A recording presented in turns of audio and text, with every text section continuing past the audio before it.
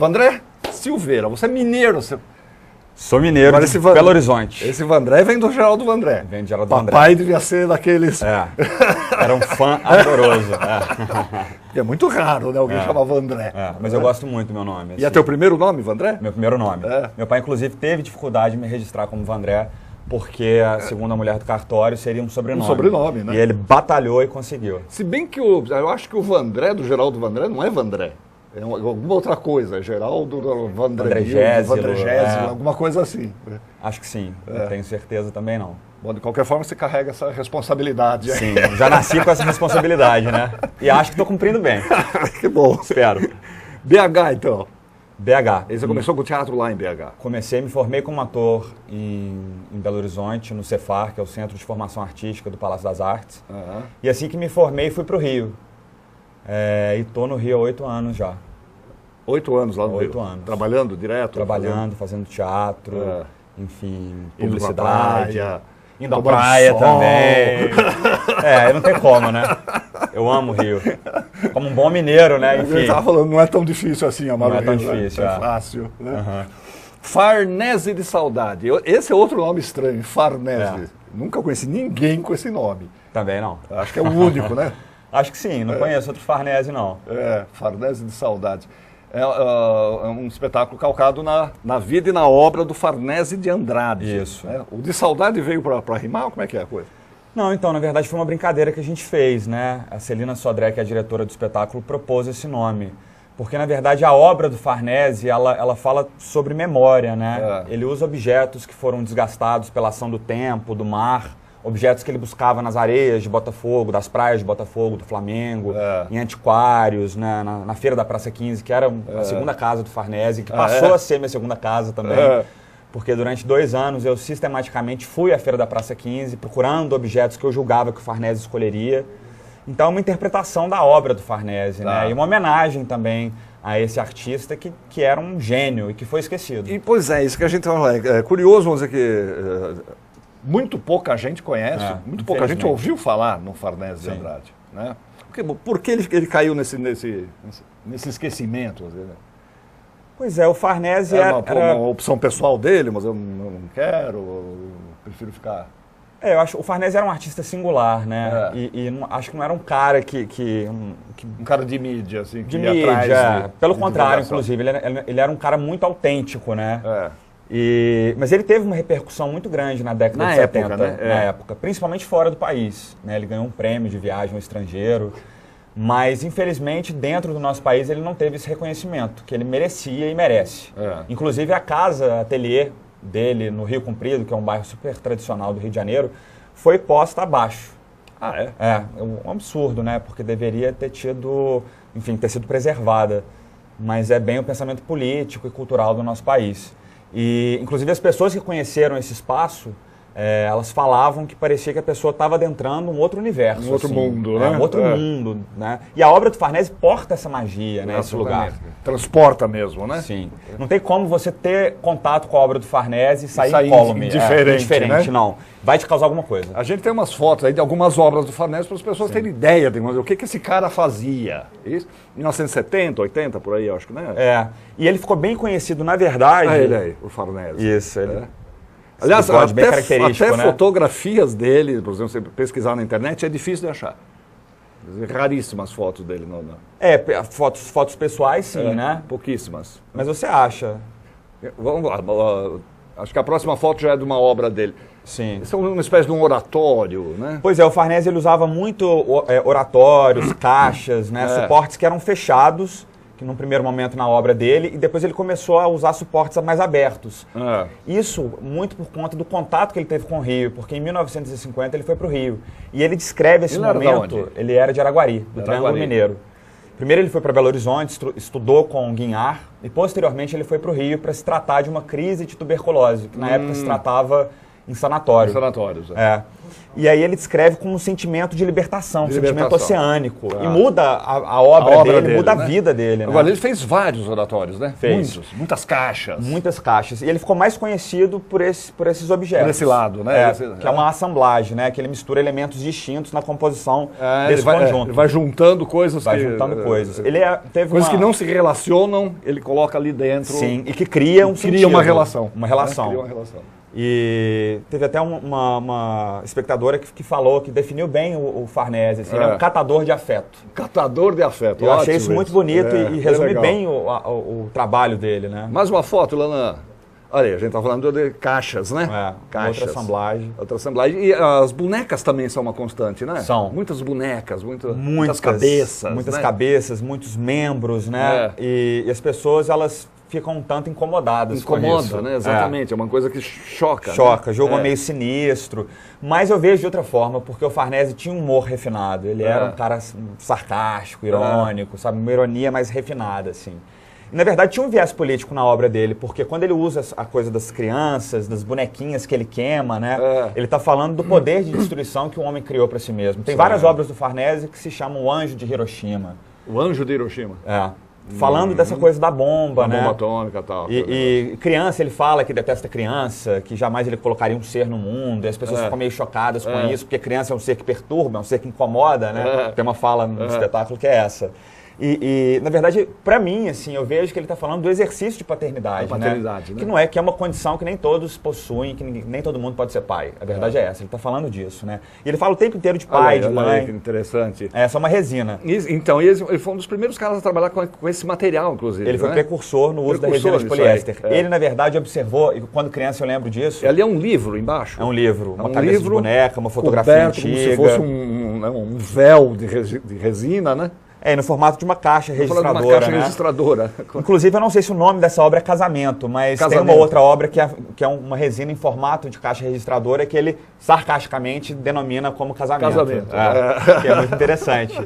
E ele viu, na verdade, aquela caixa de câmbio, aquela marcha de carro antigo, que na década de 70 era uma esfera de resina que tinha um inseto dentro, né? Uma aranha, um escorpião, algumas coisas. E ele observou aquilo e teve ideia de inserir isso na obra dele. Que bárbaro, que é essa tentativa de suspender o tempo, né? De parar o tempo. Isso é uma pintura. Uma pintura. Né? Quer dizer, ele tem esse lado pintor também, né? E na verdade ele fez muitos retratos para sobreviver.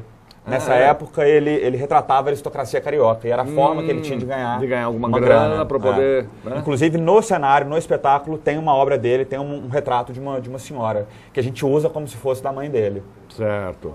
Acho que acabou as fotos, né? Acabaram as fotos. Agora, o curioso é que esses objetos ele recolhia muitas vezes, né? Recolhia. Isso que a gente vê, essa boneca, essas coisas que ele usava nos oratórios e nas caixas, ele recolhia nos lugares mais variados. Ele é a busca desses objetos. Por exemplo, nas praias, ele já tinha catalogado os dias, os horários, o que a maré trazia em cada horário. Era esse o nível de aprofundamento da pesquisa dele. E nos antiquários, na Feira da Praça 15. E eu fui para os mesmos lugares que o Farnese frequentava. Assim. Isso para mim foi importante e foi definidor no meu trabalho como ator. E a construção da cenografia, enfim, aí me pergunta, mas você é cenógrafo? Não. É um trabalho tão autoral, foi um mergulho tão grande na obra do Farnese, e como ele era um artista solitário, ele tinha essa necessidade de solidão, eu tinha que passar por esse percurso criativo também. Então, eu acabo assinando a cenografia, eu atuo, é um projeto que eu concebi, que eu assino também o texto. E o texto vai para esse mesmo lugar da obra dele, né, dessa assemblagem que mistura elementos distintos. Então, a gente tem recortes de entrevistas, de depoimentos, do curta do Olívio Tavares de Araújo, que é um curta muito bonito, que se chama Farnese, que foi para Cannes na década de 70. Então tem esse recorte de fragmentos distintos, né, que compõem. Agora, como é que você chegou no Farnese? Como é que despertou seu interesse para trabalhar o Farnese, por exemplo, que é um cara tão pouco conhecido? Em 2007, na verdade, um amigo, sabendo que eu era mineiro, me perguntou no Rio se eu conhecia a obra do Farnese e eu disse que não. E ele me apresentou o livro da Kozak Naif, Farnese de Andrade, que se chama Farnese de Andrade. E aí eu me apaixonei no momento que eu bati o olho. Aquilo bateu em mim, foi uma identificação imediata. Ainda mais que era mineiro. Os mineiros se entendem, né? Mas a obra dele é de uma beleza estética fora do comum. Mas mais do que isso, ela porta um lugar, uma força que que catapulta mesmo, assim. Porque, na verdade, a obra do Farnese é como se ele tivesse materializado concretamente o inconsciente dele. E quando você vai tendo contato e vai conhecendo a vida dele, você vê que vida e obra você começa a ligar, né? Você começa a achar os pontos de ligação. Né? E ele toca em questões que são universais, né? A questão do pai, da mãe, questão de vida, de morte, enfim. Ele era casado, ele casou, era um cara solitário? Não, era um cara solitário. Ele se apaixonava diariamente, mas ele não teve uma relação... Desapaixonava no dia seguinte. Também, Era um cara intenso, né? Morreu em? Morreu em 96. 96, recente, né? Morreu com 70 anos, morreu jovem, né? Morreu jovem, Infelizmente. A gente tem uns trechos aí do teu espetáculo, Farnese de Saudade. Vamos pedir para a Lanlan colocar e a gente vai comentando em cima, você vai dizendo para a gente o que está rolando lá. Primeiro que a cenografia é deslumbrante, né? É uma gaiola, o que é isso? É uma gaiola de ferro que é inspirada na obra da Louise Bourgeois. Em 2008 eu tive uma exposição em Paris e quando eu bati o olho nessa obra, eu entendi que uma outra pessoa no mundo tinha feito um Farnese numa escala maior. Outro lugar, era como se fosse um oratório do Farnese, uma caixa, mas em escala grande, né? Bem maior. E aí essa gaiola está inserida em umas grandes caixas de areia, como se estivesse incrustada nas praias, né? Tivesse ali numa praia. E aí está repleto de objetos que remetem ao universo do Farnese, né? Sim. Então lá as cabeças de boneca, as bonecas, os oratórios, as caixinhas. E dramaturgicamente o espetáculo tem dois momentos, que é dentro da gaiola e fora. Esse dentro da gaiola é como se fosse um inconsciente aquilo que você dele. falou, que você estava contando, que ele começou fazendo oratórios e depois ele abriu.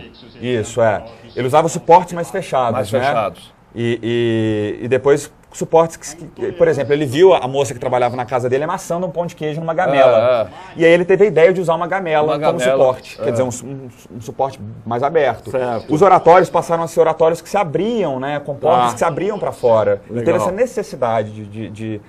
E aí você usa, na cabeça, você usa um rosto dele? Pois é, essa é uma pintura que um artista plástico, o Antônio Sodré, faz todos os dias de espetáculo. Demora uma hora para ser feito. Você faz diariamente isso? Diariamente. Antes de entrar em cena. Então tem essa brincadeira do Vandré, né, ator, o Farnese, personagem, esse duplo. Tá aí o Farnese, olha lá. Esse é o Farnese. São duas frentes, né? São você duas pode ver frentes, pelo figurino exatamente. também. É muito curioso isso. Isso causa um impacto, as pessoas se surpreendem. E aí a parte que você falou, tá fora, né? Tá fora, tá esse na contato praia. com o mar, né? A descoberta dos objetos na areia. Ele devia ser um tranqueireiro, né? Imagina E eu me tornei também, sabia? Porque eu fui adquirindo essas coisas durante 2 anos. E aí aconteceu uma coisa... Foi levando. Fui levando. E aconteceu uma coisa muito curiosa, porque as pessoas o Farnese, ele tinha dificuldade de achar alguém, enfim, uma diarista que trabalhasse na casa dele. Imagina, porque né? a pessoa entrava, ela ficava com medo. Enfim, ele teve pessoas que entraram... Acho muito curiosa essa cena aí.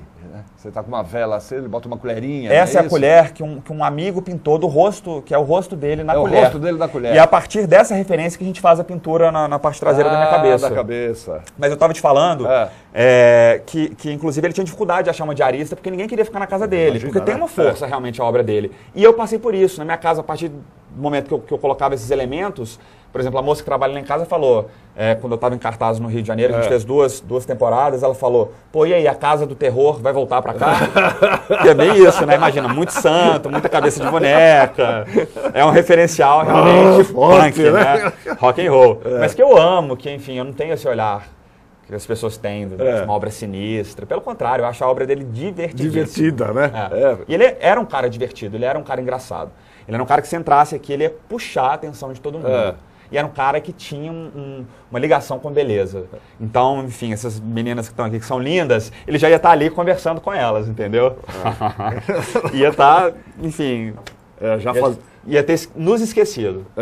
Né? Ele tinha essa ligação realmente com a beleza. Onde estão as obras do Farnese? Estão nos museus? Onde se encontram obras do Farnese? Pois é, a obra dele está espalhada por coleções particulares, na verdade. Coleções particulares. Você tem uma resina no MAN, no Rio de Janeiro, que é muito bonita, que, se não me engano, se chama Viemos do Mar, que também é uma constante na obra dele, esse título, Viemos do Mar. E tem essa coisa sempre de colocar de objetos dentro de resina, de redomas de vidro. Essa tentativa de suspender o tempo. A obra dele, o tempo inteiro, é como se ele quisesse resgatar um tempo que não existe mais, porque o passado não existe, né? Ele é uma construção. E ele é como se ele tivesse ficado nesse lugar, porque quisesse voltar as memórias da infância, né? E é uma coisa que a gente também tem desejo de fazer. Então, por isso que as pessoas se identificam muito. É curioso dizer que, a partir desse estranhamento que a obra dele provoca num primeiro momento, esse estranhamento é que te puxa, não é? Não. Esse estranhamento é que te puxa, que você tenta entender, né, a construção daquilo, a relação daquilo com o artista, com a vida, com o mundo, né? Eu acho que uma obra de arte, ela tem essa função, né? É essa função, e ela independe de gosto, né? Não depende de você gostar ou não, né? Se aquilo te toca ou não. Exatamente. Então a rejeição... rejeição... te atinge de alguma maneira. A rejeição também é bem-vinda. Exatamente, mesmo que te incomode. Sim. Né? Muitas pessoas saem incomodadíssimas do espetáculo, inclusive porque... Cumpriu a missão. Cumpriu a missão. A Celina propôs de eu falar a missa em latim, entremeando o texto do espetáculo quando eu estou dentro da estrutura. Porque a obra dele tinha esse tom litúrgico, né? Um tom de quando ele ia compondo as obras dele, tinha era sagrado aquele momento da criação artística. Então a gente traz esse lugar também, porque eu vou montando o cenário durante o espetáculo, achando a posição de cada objeto, como o Farnese fazia. Encaixando as coisas. O Farnese era inquieto, né? Imagina. Nessa casa ateliê, ele recebia as pessoas sistematicamente, ele fazia uma visita guiada. Então ele mudava as coisas de lugar o tempo inteiro, e eu faço isso no espetáculo também.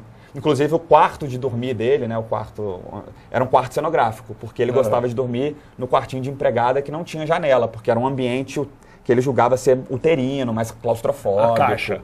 Uma caixa. A caixa. Uma caixa dentro de outra caixa, e tudo continua sempre, que também é outro nome que ele usa recorrente na obra dele. Na obra dele, legal. Você está fazendo espetáculo ali na Caixa. Na Caixa Cultural, na Praça da Sé. Cultural, na Praça da Sé. 111. O espetáculo é gratuito, é importante falar isso. É de quinta a domingo ou sexta? De quinta a domingo, sempre hoje às tem, então. 19h15. Hoje tem? Hoje tem. De quinta a domingo, sempre às 19h15. É importante chegar um pouquinho mais cedo para pegar a senha, né? Exatamente. Está concorrido, né? Tá concorrido, graças a Deus. E ao Farnese também. E você fica até quando lá? Até dia 27 de abril. Olha o cartaz aqui do Farnese de Andrade. Isso. De 10 a 17 de abril. Caixa Cultural fica na Praça da Sé, aquele prédião, né, a sede, que era a sede, acho que de São Paulo, aqui da Caixa Econômica Federal, Praça da Sé 111. Chega antes, pega a senha e tal, 19h15 começa. Tem quanto tempo? 45 minutos. 45 minutos, é curto. É curto. Legal. Então, para quem tem preguiça de monólogo, não precisa ter preguiça. Pode ir tranquilo. Passa muito rápido. Né? André, parabéns pelo trabalho. Obrigado. Legal. É bom quando você encontra alguma coisa que você mergulhe com tanta intensidade, né? Isso dá uma verdade na coisa, dá um... Mas eu acho que esse é o lugar, né? Esse é o lugar, do artista, tem que ser. Se não que for, não vale a pena fazer. Tem que ser incomodado e incomodar, Sim, né? tem que mexer nas estruturas essenciais. André, tudo de bom. Boa sorte pra você. Valeu, obrigado. Vou lá ver o teu Farnese. Te aguardo.